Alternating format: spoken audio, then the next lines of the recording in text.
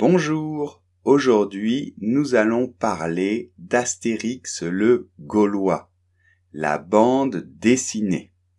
Alors ce n'est pas moi qui vais parler, je vais laisser la parole à ma sœur, et oui, parce que ma sœur est aussi professeure de FLE, parce que c'est important que vous puissiez écouter d'autres voix, et pas toujours la mienne.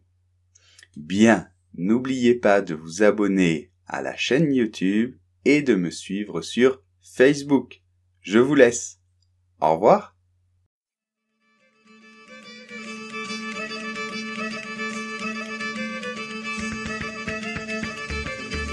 Astérix le Gaulois.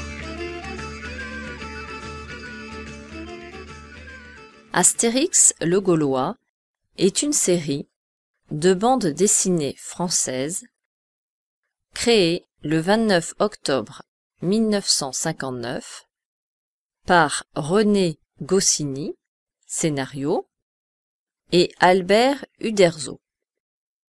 C'est certainement la bande dessinée française qui a connu le plus de succès, avec 325 millions de bandes dessinées vendues dans le monde en 50 ans.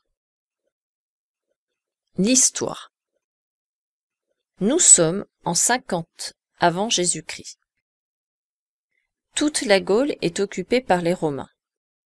Toute? Non, car un village peuplé d'irréductibles Gaulois résiste encore et toujours à l'envahisseur.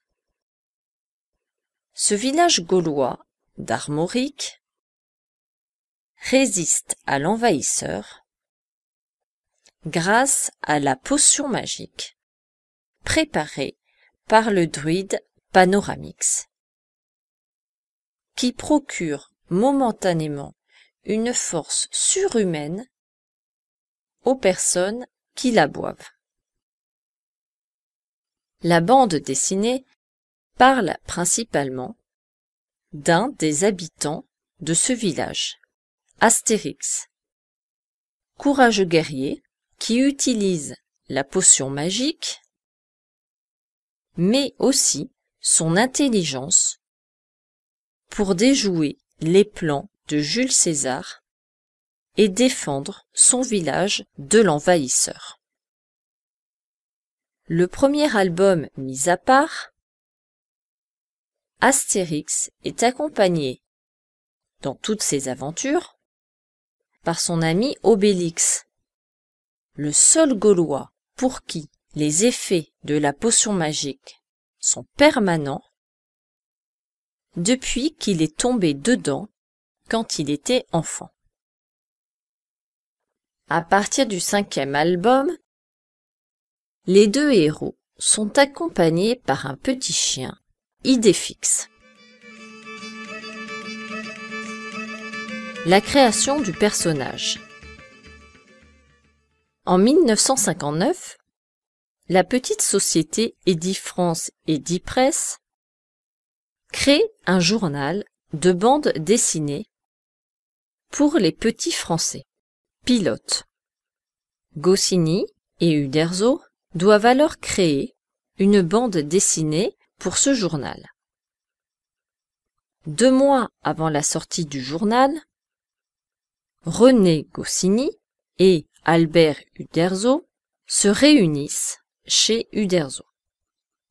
René demande alors à son ami Albert de lui citer les grandes périodes de l'histoire de France.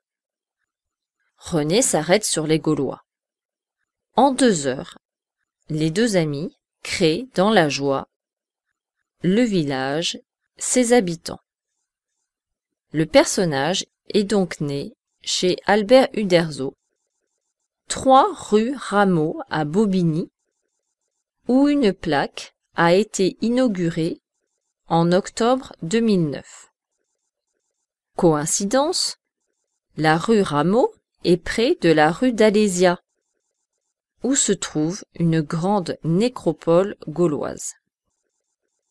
L'année 2009 marque le 50e anniversaire de la première apparition du personnage. La première aventure, intitulée sobrement Astérix le Gaulois, paraît dans le numéro 1 de Pilote le 29 octobre 1959. À l'origine, Astérix devait être un grand baraquet. Torse nu, avec des moustaches, mais Goscinny demande à son ami dessinateur de le représenter petit et plutôt maigre.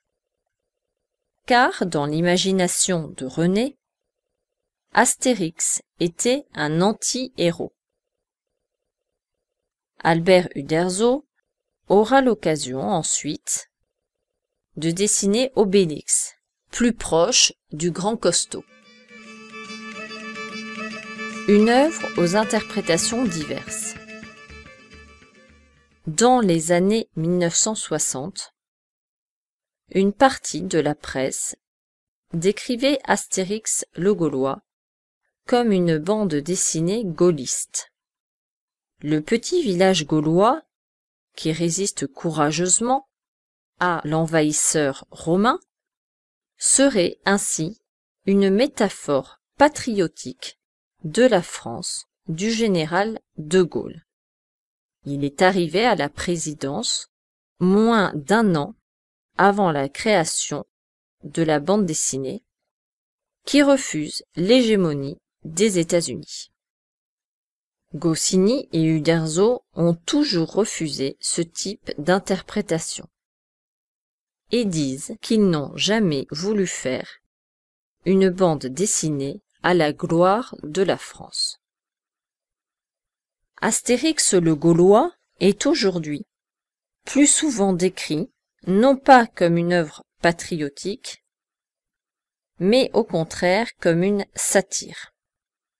Les habitants du petit village gaulois seraient des caricatures de Français, peuple présenté comme bagarreur, colérique, pas très intelligent, à quelques exceptions près, et qui se disputent souvent. Ainsi, l'acteur Clovis Cornillac, le nouvel interprète d'Astérix au cinéma, a déclaré au sujet de ce personnage « Astérix, c'est nous. Ce n'est pas le plus drôle. Il crie. Il est de mauvaise foi. Un peu rabat-joie. Cette espèce de nain fier, il me ressemble. La tête haute, mais d'1,10 m. Une bande dessinée pour tous les âges. Le succès de cette série s'explique notamment par le fait que son humour s'adresse à tous les âges. Les enfants aiment le dessin caricatural d'Uderzo, les situations ridicules, les disputes fréquentes entre les personnages et la violence burlesque des histoires. Les adultes aiment les jeux de mots fréquents, la parodie de l'histoire officielle de l'époque et les multiples références culturelles. Ainsi, les personnages romains prononcent souvent des phrases en latin que les auteurs ont pris directement dans les pages roses du dictionnaire Larousse. Les Bretons utilisent une syntaxe proche de leurs descendants, les Britanniques, et disent par exemple « bouillante eau » à la place d'eau bouillante. Il y a beaucoup d'anachronismes qui restituent souvent, dans le contexte de l'Antiquité, des questions de société contemporaine. Des embouteillages dans la ville de Lutèce à cause des départs en vacances, la folie des concerts pop, les excès du capitalisme. Cela permet des commentaires culturels ou politiques qui ne sont pas nécessairement à la portée des plus jeunes lecteurs. L'humour de la bande dessinée fonctionne aussi sur des stéréotypes de différents peuples caricaturés. Les Corses sont présentés comme susceptibles, paresseux et taciturnes. Les Anglais, caricaturés à travers leurs ancêtres les Bretons, sont présentés comme flegmatiques, piètres cuisiniers et conduisent leur char à gauche plutôt qu'à droite, etc. Un succès mondial. Sur les 325 millions d'albums vendus, on estime à 95 millions ceux vendus dans les pays francophones, à 88 millions en Allemagne, 20 millions au Royaume-Uni, ainsi qu'aux Pays-Bas, à 17 millions en Espagne, à 5 millions en Suède et en Italie, à 4 millions pour la Finlande, la Norvège, le Danemark et la Grèce, à 3 millions au Brésil et à 2 millions au Portugal. On remarque l'absence des États-Unis, où le héros n'a jamais percé, malgré une tentative de traduction. Astérix a ainsi été traduit en 107 langues selon les éditions Albert René. Les albums sont d'abord traduits par une personne vers la langue de destination, puis retraduits par une autre en français et relus par Albert Uderzo et René Goscinny pour s'assurer du bon niveau de la traduction. Plusieurs albums ont été traduits dans des langues régionales ou minoritaires.